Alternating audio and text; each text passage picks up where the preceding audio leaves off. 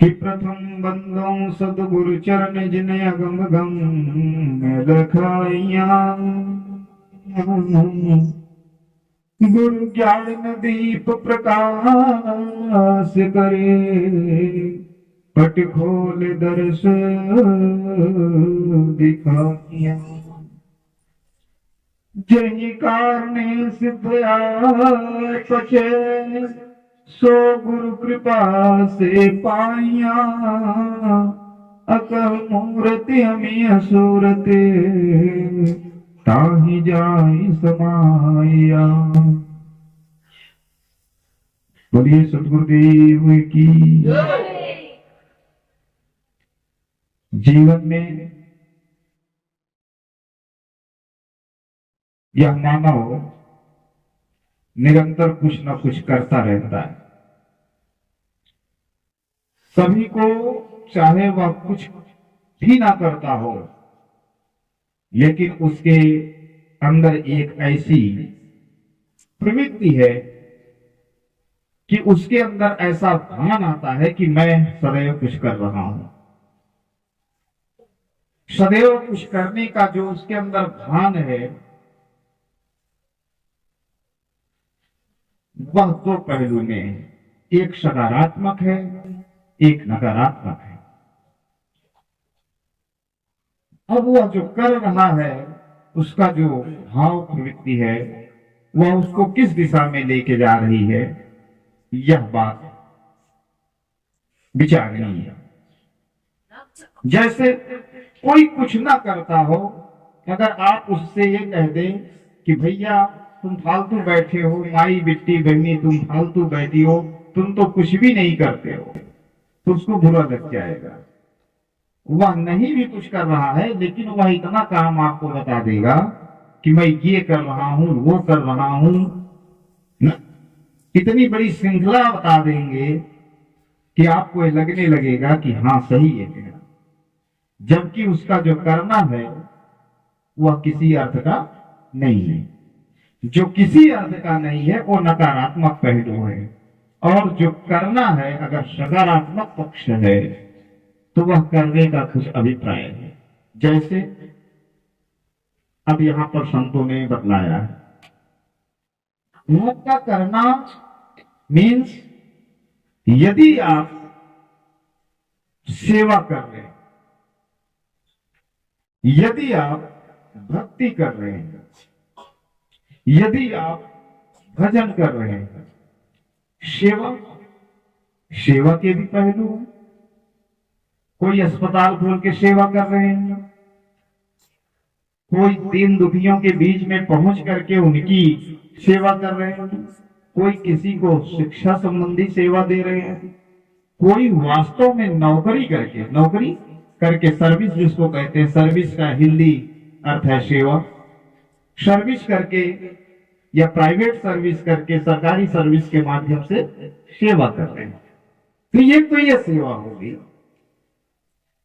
सेवा के पहलू बता रहा हूं। और दूसरा है धन संबंधी सेवा और आपके परिश्रम के हिसाब से सेवा, आपके शारीरिक दक्षता के अनुसार सेवा।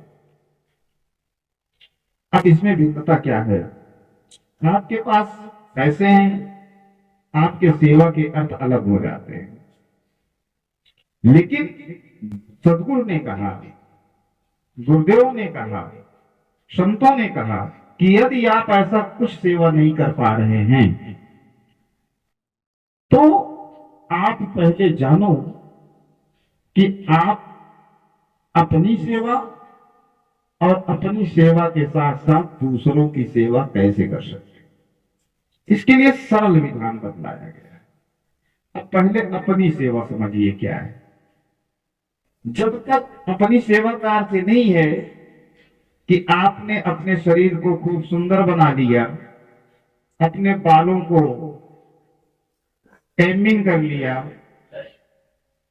ठीक है, अच्छे आसनों पर, अच्छे सिंहासनों पर, अच्छे बिस्तरों पर सो रहे हैं, अच्छे तेल साबुन शैम्पू लगा रहे हैं, अच्छे कीमती वस्त्र पहन रहे थे, आपकी सेवा नहीं है।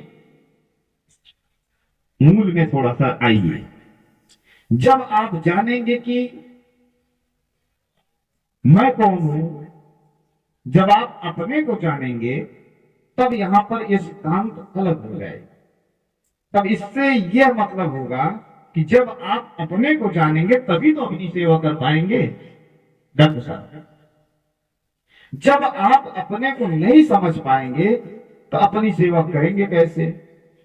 जो अपने को समझ लेता है उसकी सेवा, उसकी भक्ति हो जाती है, उसकी सेवा लोगों की सेवा बन जाती है, उसकी सेवा सांसों की सुमिरन पूरी बन जाती है, उसकी सेवा भजन हो जाती है, उसकी सेवा ध्यान साधना और गुरु वंदना ये सब हो जाती है।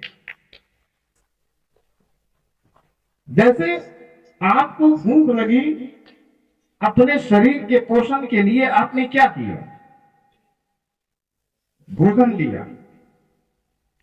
आपको कोई कमजोरी महसूस हुई तो डॉक्टर साहब लोग बैठे हैं, आप बताते हैं आप न्यूट्रिशियन लीजिए, फ्रूट्स लीजिए ना, ड्राई फ्रूट्स लीजिए, व्यायाम करिए। और अगर संयोग से किसी के चेहरे पर झुर्री पड़ने लगी, बाल झड़ने लगे, तो और बड़ी दुर्गति होगी। इसके लिए क्या करेंगे? महंगी महंगी दवाइयां लेंगे, सब कुछ करेंगे। ये क्या है? ये आपके शरीर की सेवा चल रही है। सही है कि नहीं? आपकी सेवा क्या है?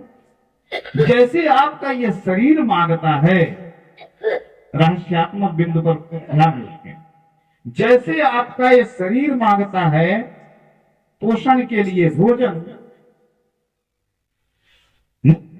वस्त्र, रहने के लिए मकान, संतुलित सारी चीजें मांग रहे हैं, अनुकूलित चीजें मांग रहे हैं, ऐसे ही जो आप हैं, आपके भीतर जो आपका आत्म तत्व है, शब्द तत्व है, वह आपसे कुछ मांगता है। ऐसे संतों ने बतलाया कि आपकी आवश्यकता क्या है। तो आपकी मूल आवश्यकता क्या है? बताइए क्या है? सच में कह रहा हूं, आपकी मूल आवश्यकता है भजन।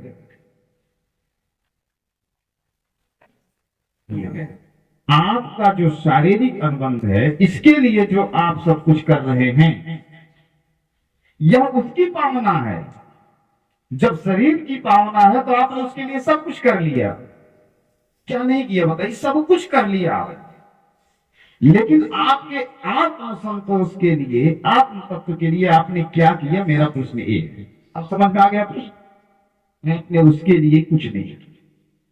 और उसके लिए अगर कुछ है कोई साधन, तब जाकर के सेवा आती है। अब बात समझ में आ गई? तब जाकर के भक्ति आती है, आपका त्याग आता है, समर्पण आता है, गुरु भक्ति आती है, ध्यान साधनाएं आती है, और गुरु के बताए हुए जो अनमोल पूंजी होती हैं, उस पथ को अपना लेना और उस पथ पर चलना, यह आपके उस तत्व का खुराक बन जाएगा, उस तत्व के लिए महत्वपूर्ण रहेगा। तब जाकर के आपकी मूल साधना पूर्ण होगी। जौन भगवान नगरिया लूटत बा तोहरे शरीरियम सब भरा। तो ठग क्या है? काम है, क्रोध है, मोह है, मत्सर है, घमंड है, चोरी है, बेईमानी है, झगड़ा है, लड़ाई है, ये सब क्या है? बहुत अच्छे। ये सब क्या है? और ये जो ठग है, ये ठग क्या कर रहे हैं? धीरे धीरे आपको खराब कर देंगे। क्या क्या खराब करेंगे? आपको भी खराब करेंगे, आपके शरीर को भी खराब करेंगे।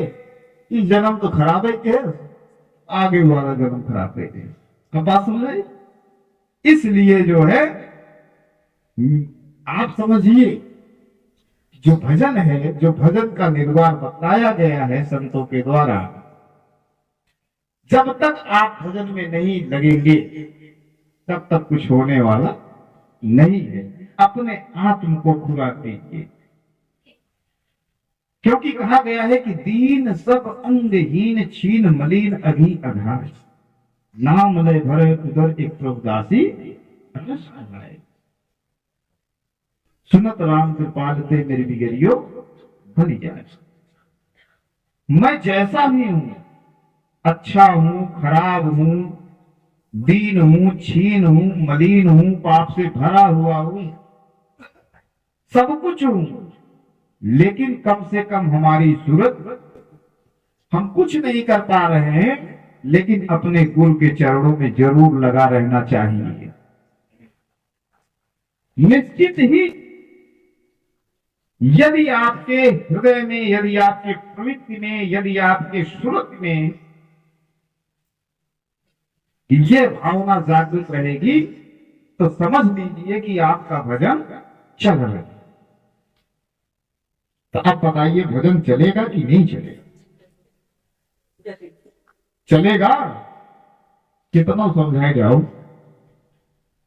अपने हृदय में एक सूत्र गठिया लीजिए।